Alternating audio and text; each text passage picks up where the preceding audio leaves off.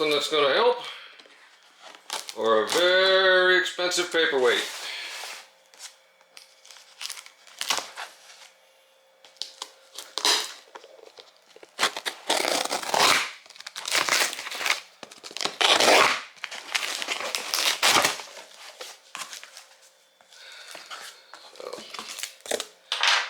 See what we got.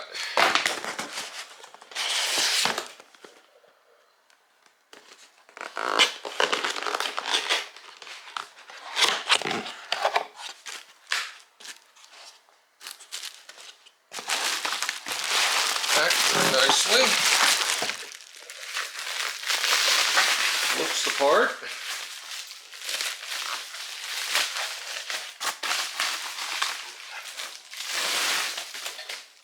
Yep. That's her. All right. Well, I'm nervous because there's no returns on electrical parts. So if this ain't right, it's a very expensive paperweight. Looks right.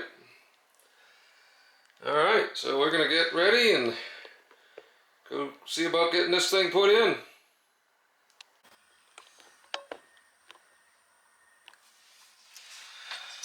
All right, let's see what we got.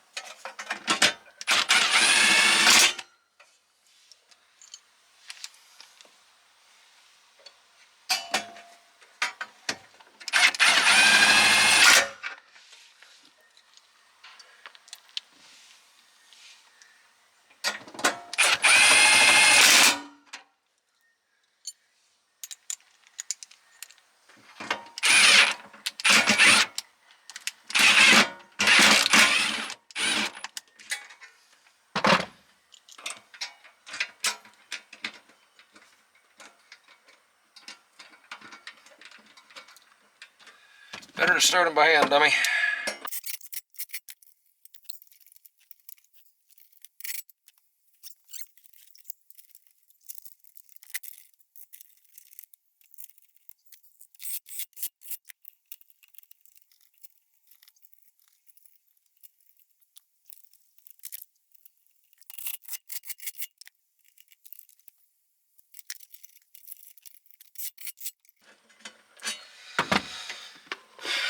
And that's it. I don't know if I want to turn it on.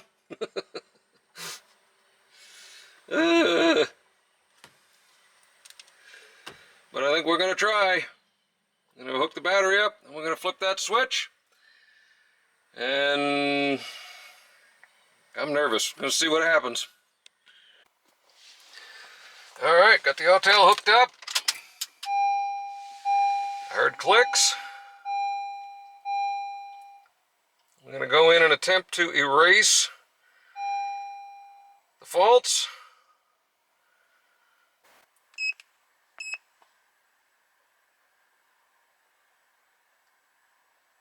Okay.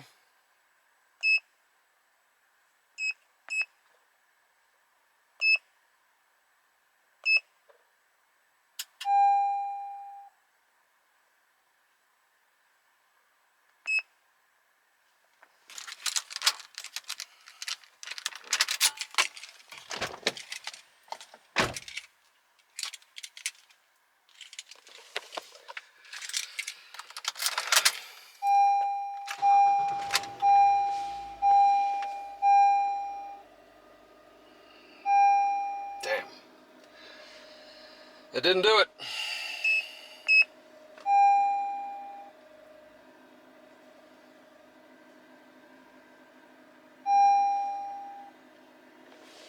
Didn't do it. Oh, foof. Guess I should have just bought the $1,800 one. Now we got the old $500 paperweight. Damn. Oh well. Oh well. That's why these cars are in the auctions. We're gonna get it. We're gonna get it. Weirdly, that box did fix something. Because now the only fault I have left is the IMA and the charging and the brakes.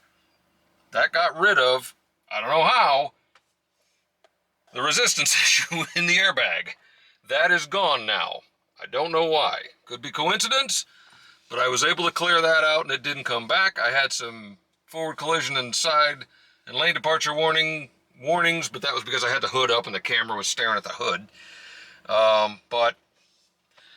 So it's not totally dead. So now what I gotta see, since it's still throwing that damn contactor code, I've gotta see if I can order the little box, which I think is this thing, that has that contactor in it. So I'm gonna go back, take a step back, repeat my troubleshooting again, and see if we can determine whether that is actually screwed up, because it was not showing that it had failed the last time, but it is still saying that that contactor is a problem on different setups. So we will see. Oh. Okay, so the DC to DC converter, I still think that's a $500 paperweight at this point. I'm not sure there was anything wrong with it, although it did fix the, for whatever reason, the supplementary restraint system. The airbag code is now gone, completely gone. That doesn't come back anymore. But I've started concentrating now on some of the other codes. The ones that concern me are the 83-01, which is in the hydraulic booster or the brake system. And that's an F-CAN bus communication code, as well as the 0685 code, which is PCM, power control circuit, internal circuit malfunction code. I've gone through that troubleshooting. It says reprogram the PCM. I've gone through some of the other stuff, like there's another code, the ODPODA8, which says before you do this, go through the U1204, which I did.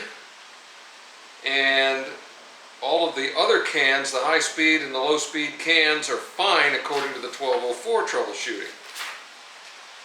But when I go through all of that, everything is good, and I get to the end and it says replace PCM. I'm wondering if the PCM has barfed and if that could throw some of the rest of this stuff, if it's miscontrolling some of the things that it should be. All of the communications, the high speed, low speed, the can between the air conditioning compressor and the brakes and all that other stuff that communicate to each other on the same loop is all good, all solid, no breaks, no grounds, no nothing, no positive anything. It's all right where it's supposed to be. So that's my next tack. I have to start doing some investigation into how to determine if this PCM is actually good. Looking at it, it appears to be original. I had to unplug a connector to do some of the tests. It doesn't have new marks on it. I think I'm the first one ever to unplug it. So I believe this is all original. Could something in the computer have fried? Maybe. Who knows? But that is kind of the direction I'm going to have to go now to see if I can figure that out. If it's windy, I apologize. We're about to get a massive thunderstorm again. But we're going to get this. I'm going to try not to try not to fire the parts cannon at it again unless I absolutely can confirm something. I've got another scan tool, a better one even, coming in tomorrow that should help me with this PCM evaluation, I hope. We're going to go from there. But anyway, she's still a brick. Still runs great mechanically. Runs like a top.